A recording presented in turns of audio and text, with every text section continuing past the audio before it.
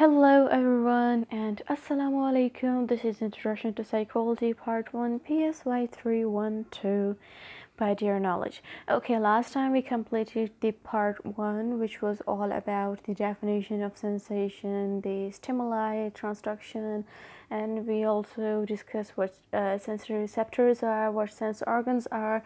So in the Part 1 of the Lesson 1, we actually discussed that what actually sensation is in great detail. So if you haven't watched that video, I have given a link in description. You can simply click on that link. You can watch that video. In case if I forget to give link in description, do let me know. I will upload the description site. So in this video we'll start with the part 2 of the lesson 1 of sensation. So the lesson 1 is basically about the characteristic and major functions of different sensations. So the part 2, in the part 2 of lesson 1, we will discuss sensory limits, in which we will discuss that how strong message must be. And under the topic of sensory limit, we will discuss about the sensory threshold and its two major kinds, the absolute threshold and the Weber's law. The absolute threshold and the differential threshold, which are the two major kinds of the sensory threshold. And then in the end we will discuss about the Weber's law, what Weber's law is, and how it explains the J and D. So we will discuss all those terms in great detail. So let's start with our today's videos, sensory limits, which is how strong message must be, because in a previous video we discussed that if a message is below the threshold or below the level of subconscious, so we call it subliminal, because we cannot detect that stimulus, and when we cannot detect that stimulus, we cannot our brain cannot process information and perception cannot be formed. So let's start with the sensory threshold. Along with being specialized as to the type of energy that can be detected, our senses are specialized in other way as well. We do not have an infinite capacity to detect all the level of the energy. So to be sensed, stimulus must first be strong enough to be detected, loud enough to be heard, concentrated enough to be smelled, bright enough to be seen. So the point at which a stimulus is strong enough to be detected by activating a sensory receptor is called threshold, and the term threshold refers to the lower limit of sensory experience. Now let's come to the kinds of the sensory experience. So there are basically two general kinds of sensory threshold for each sense: the absolute threshold and the differential threshold. So if we talk about the absolute threshold, I've included two definitions.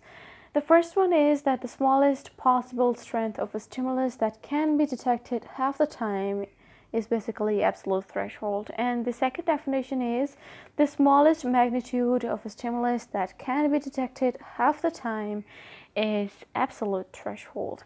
So the absolute threshold refers to the smallest possible strength of a stimulus that can be detected half the time. Now, why just half the time? Because the minimum level of stimulation that can be detected varies from person to person and from trial to trial.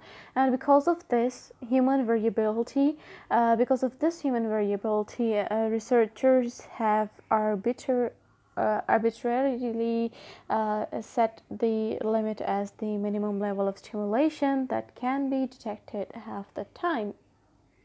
So under ideal condition, which rarely occur in normal daily life, our sensory abilities are far more sensitive than you might think. So this table provides examples of the absolute threshold for senses, which is, if we just look at the sense of vision. So the absolute threshold would be a candle flame seen from 30 miles away on a clear dark night. And about the hearing, so the take of watch at 20 feet and one teaspoon in 2 gallons of water. So you will be able to detect just detection of that stimulus. And smell 1 drop of perfume throughout a 3-room apartment. So you will be able to detect 1 drop of perfume throughout a 3-room apartment. And in the last, the touch, so a bee's wing falling on your cheek from a height of about ½ an inch, again varies from person to person and trial to trial. So psychologist Eugene Gallanter in 1962 has provided these examples of the absolute threshold for senses. So in each case, people are able to sense these faint stimuli at least half the time. So let's discuss about the differential threshold. So I've included 2 definitions. The first one is that the smallest possible difference between 2 stimuli that can be detected half the time, also called just noticeable difference. And the second definition is the smallest difference between 2 stimuli that can be detected half the time is called differential threshold. So the other important threshold involves detecting the differences between 2 stimuli.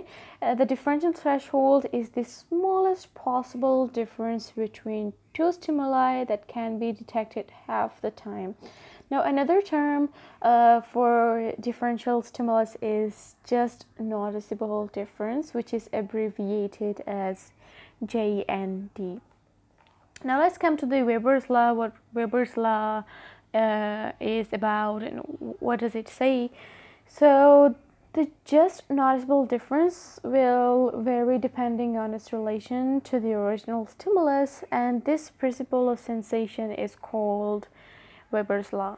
So a principle of sensation that holds that the size of J and D, which means just a noticeable difference, will vary depending on its relation to the strength of the original stimulus.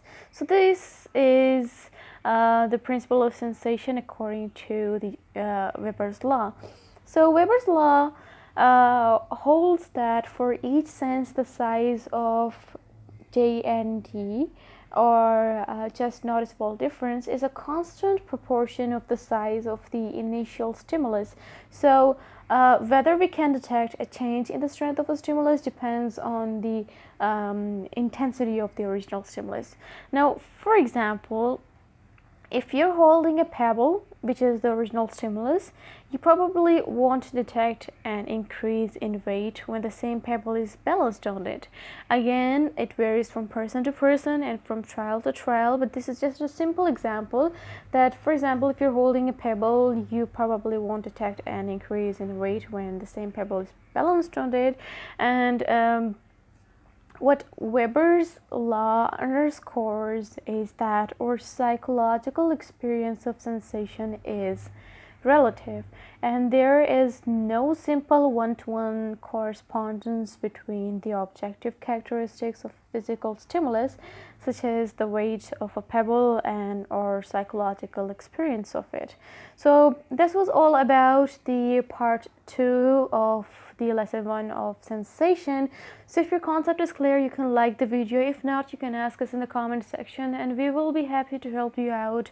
And if you're new to this channel, you want to stay notified for the upcoming psychology videos and other related informative videos, you can subscribe our channel. You can click on the bell icon to stay notified whenever the video is uploaded. Plus, you can share the link of this channel and videos with your family members and friends, because sharing is caring. Until then, Allah Hafiz.